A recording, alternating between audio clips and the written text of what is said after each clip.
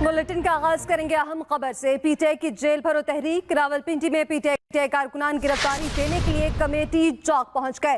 गिरफ्तारी देने के लिए शेख रशीद और पीटीआई की मुकामी क़यादत भी पहुंच चुकी है। पुलिस का पीटीआई कारकुनान को गिरफ्तार न करने का फैसला। सीपीओ रावलपिंडी खालिद महमूद हमदानी कहते हैं पीटीआई की जेल भरो तहरीक में कोई गिरफ्तारी नहीं की जाएगी। पीटीआई की जेल भरो तहरीक में कोई गिरफ्तारी नहीं की जाएगी। सीपीओ रावलपिंडी की जानिब से कहा गया पीटीआई की जेल भरो तहरीक। रावलपिंडी में पीटीआई कारकुनान गिरफ्तारी देने के लिए कमेटी चौक पहुंच चुके हैं। पीटीआई की जेल भरो तहरीक। रावलपिंडी में पीटीआई कारकुनान गिरफ्तारी के लिए कमेटी चौक पहुंच चुके हैं। इस हवाले से तफसीलात के इमरान हमारे साथ मौजूद है, मजीद उनसे जान लेते हैं। जी अपडेट कीजिएगा, क्या कोई गिरफ्तारी हो पाई है अब तक? जी अमन, बिल्कुल जिस आपने कहा कि रावलपिंडी पुलिस ने पीटीआई की तमाम गिरफ्तारियों को मशरूत कर दिया है। अगर ये कारकुनान और रहनुमा law and order situation create करते हैं, पुलिस के साथ किसी किस्म की हाथापाई होती है या मरकजी शाहराहों को ब्लॉक करेंगे, तो उस सूरत में कानून तोड़ने के इल्जाम में इनको गिरफ्तार किया जाएगा। लेकिन फिलहाल जो जेल भरो तहरीक है उसके अगर देखा जाए तो कोई भी गिरफ्तारी अमल में नहीं लाएगी। मरकजी रहनुमाओं में शेख रशीद जो कि इत्तेहादी हैं पीटीआई के, वो पहुंच चुके हैं एक जुलूस के साथ। आमिर क्यानी जो कि शुमाली पंजाब के सदर है पाकिस्तान तहरीक इंसाफ के, वो भी यहाँ पर पहुंचे। फयाजुल हसन चौहान सिर्फ जो जबरदस्ती प्रिजन वैन में बैठे, लेकिन बाज़ाब्ता किसी को गिरफ्तार नहीं किया गया।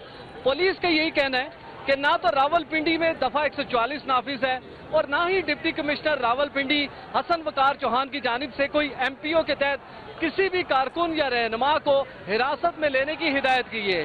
पुलिस की प्रिजन वैन यहाँ पर मौजूद हैं, फोटो सेशंस हो रहे हैं। कारकुनों की बड़ी तादाद प्रिजन वैन के साथ लटकती है, प्रिजन वैन में बैठते हैं, उसके साथ फोटो सेशन होता है। वो फुटेजेस जो है सोशल मीडिया, रेगुलर मीडिया पर दी जा रही है, लेकिन बाज़ाब्ता किसी भी किस्म की गिरफ्तारी अभी तक अमल में नहीं लाएगी। कारकुनों को एक जगह पर महदूद रखने के लिए रावलपिंडी पुलिस और इंतजामिया ने पूरे कमेटी चौक को तमाम रास्ते इसके सील करके एक बाकायदा तौर पर पिंडाल दे दिया है। कारकुनान यहाँ पर मौजूद हैं, नारेबाजी की जा रही है। शेख रशीद आपसे कुछ देर कबल लाल हवेली से जुलूस के साथ यहाँ पर पहुंचे हैं। उनके भतीजे जो कि एमएनए पीटीआई के शेख राशिद शफीक, वो भी मौजूद हैं। साबिक वफाकी वजीर आमिर क्यानी यहाँ पर आ चुके हैं। साबिक सूबाई वजीर फयाजुल हसन चौहान ऑलरेडी यहाँ पर मौजूद हैं। जबकि खवातीन और मर्द जो कारकुनान हैं, उनकी बड़ी तादाद कमेटी चौक में मौजूद है। पुलिस बिल्कुल खामोश तमाशाई है। उनके यही कहना है कि वो इस तरह की जेल भरो तहरीक में इन्वॉल्व उसी सूरत में होंगे अगर ये कारकुनान या रहनुमा किसी भी किस्म का कानून तोड़ते हैं। लेकिन फिलहाल उनके पास ऐसे कोई अहकामात नहीं है कि इन लोगों को बाज़ाब्ता तौर पर अरेस्ट करके जेल भेजा जाए। जी इमरान असगर अपडेट कर रहे थे, शुक्रिया आपका। जब जजेस हमारी हदूद में दाखिल होंगे तो हम सवाल तो उठाएंगे। वजीर दिफा ख्वाजा आसिफ ने कहा फुल कोर्ट बनाकर पनामा केस से लेकर तमाम केसेस पर नजरसानी की जाए। सुप्रीम कोर्ट की जानिब से सुमोटो केस से मुतालिक कुछ सवालात उठाए गए हैं। इसके असरात मौजूदा हालात के साथ मुस्तकबिल पर भी मनफी पड़ सकते हैं। अब वक्त है अदलिया अपनी इज्जत और वकार के लिए शहादत दे।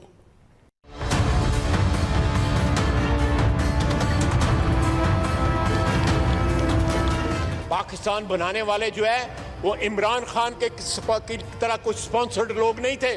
अपने वर्कर जो है उसने 2 दिन के अंदर सिर्फ 81 लोग पकड़े गए। मेरा मतलब पकड़े जाएं, हम तरीका बता जाते हैं किस तरह पकड़े जाते हैं, हम बता देते हैं। मैंने तो कल कहा है कि जेल भरो तो जो है फ्लॉप हो गई है ये फिल्म जो है, अब डूब मरो फिल्म चला चुका।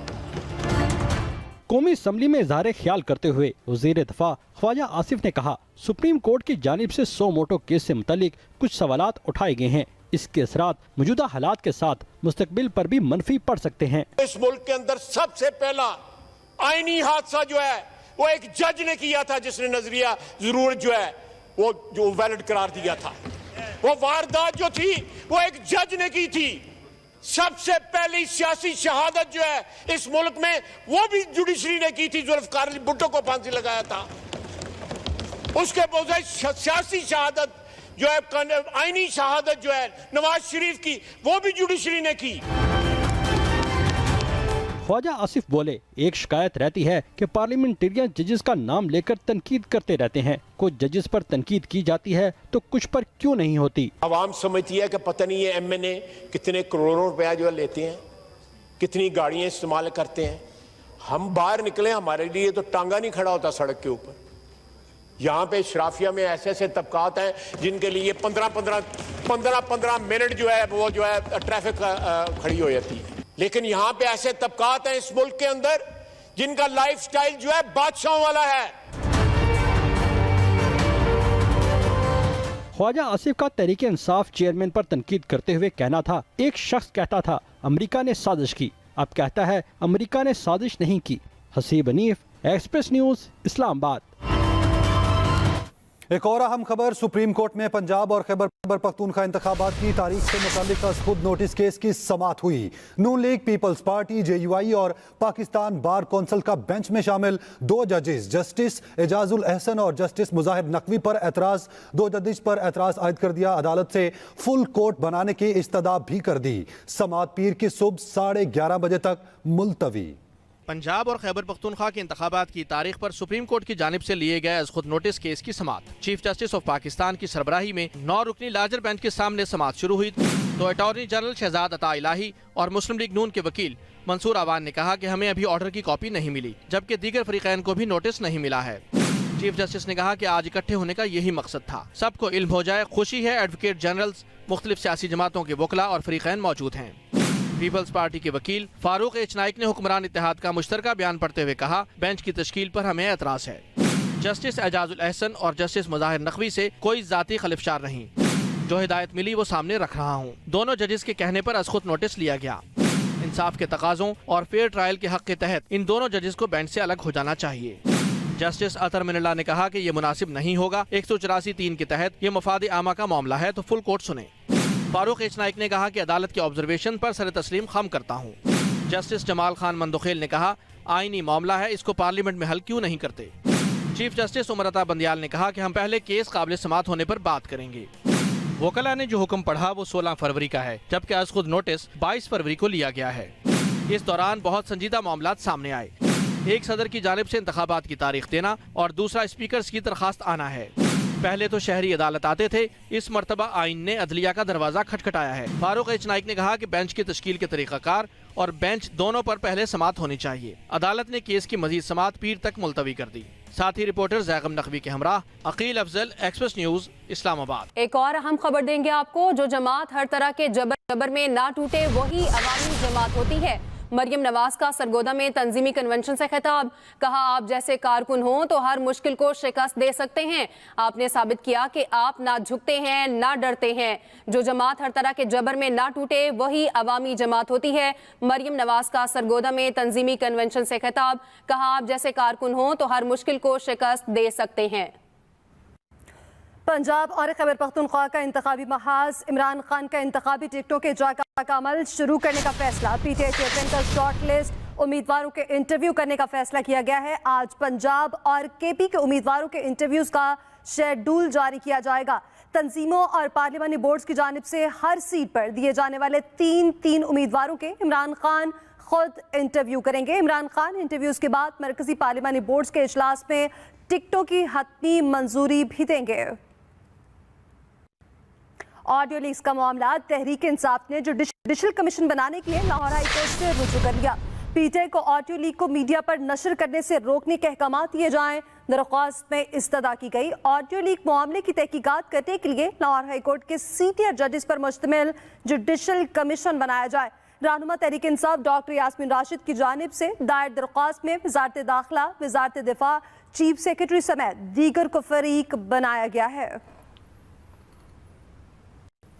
गुजरात के कबाड़ी बाजार में दरीना दुश्मनी पर ताजर का सफाकाना कत्ल। ताजर अब्दुल्ला को हैदर नवाब और अमीन नामी मुल्जिमान ने गोलियां मारकर जख्मी किया। रेस्क्यू एहलकार जख्मी की मरहम पट्टी करने पहुंचे तो मुल्जिमान ने आगे बढ़कर दोबारा गोलियों की बारिश कर दी। इसी पर बात करेंगे, राय उमर दराज ने हमें ज्वाइन किया है। उमर, कहिएगा किस तरह से ये वाकया पेश आया है?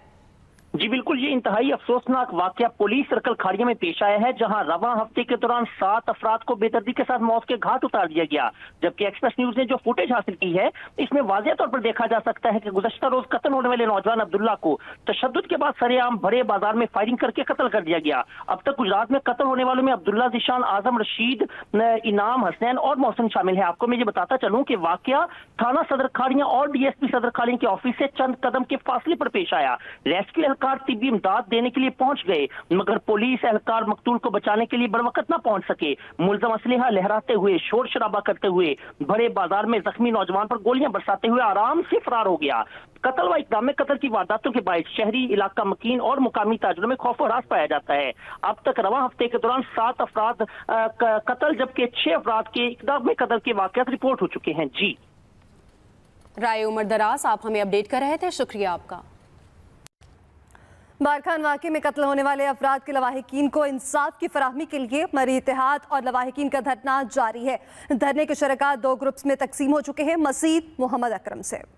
बारखान वाक़या कोयटा के रेड जोन के बाहर मरी इत्तेहाद और लवाहिकीन का धरना चौथे रोज भी जारी। शुरका 2 ग्रुपों में तकसीम हो। गरानाज बीबी और इसके दीगर 5 बच्चों के कोयटा पहुंचने और मुतालबात तस्लीम होने पर खान अफ कल्लात के भाई प्रिंस आगा उमर अहमद जई के ऐलान के बाद धरना खत्म करने का ऐलान कर दिया गया। उन सबसे हमदर्दी है जो मिसिंग में है या किसी से ज्यादती है।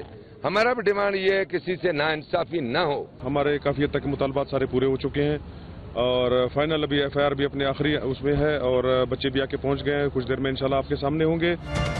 धरने के दूसरे ग्रुप का कहना है कि मरी कबीले के गरीब नौजवानों को कत्ल किया गया है। जब तक मोहम्मद खान मरी के खानदान को धरने के मुकाम पर नहीं लाते और एफआईआर में सरदार अब्दुल रहमान खेतरान को नामजद नहीं किया जाता, हम धरना खत्म नहीं करेंगे। वो कह रहे मुझे बच्चों की लाशें दिखाओ, मुझे कह रहा है आप ऐसा करो लाशों की फोटो खींच के मुझे भेजो, रो रही है मुझे लाशों की फोटो खींच के भेजो, मैं अपने बच्चों की लाशें देखूं।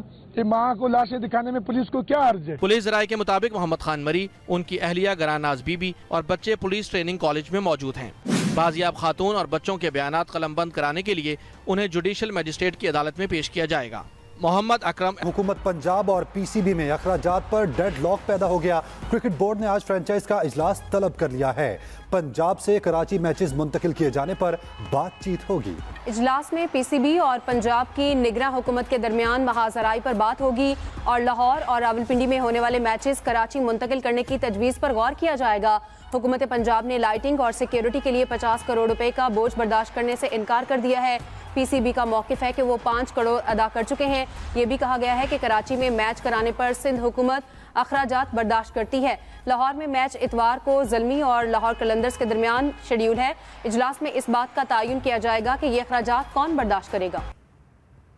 पंजाब फूड अथॉरिटी का क्रैकडाउन, जाली दूध तैयार करने वाले 3 अफराद के खिलाफ मुकदमा दर्ज करा दिया गया। 1300 लीटर मुजरे सेहत दूध तल्फ कर दिया गया। डीजी फूड अथॉरिटी मुदस्सिर रियाज मलिक के मुताबिक डेयरी सेफ्टी टीमों ने खटिया खास में जाली दूध बनाने वाले यूनिट पर छापा मारा और छापे के दौरान pump, 10 plastic drums, 2 gas cylinders, चूल्हा और गाड़ी जब्त कर ली गई। मौके पर किए जाने वाले टेस्ट फेल आने पर कार्रवाई अमल में लाई गई। दूध में फीड और कुदरती ग़ज़ाइयत की कमी पाई गई। जाली दूध बनाने वाले 3 मुल्ज़िमान के खिलाफ मुकदमा भी दर्ज करा दिया गया।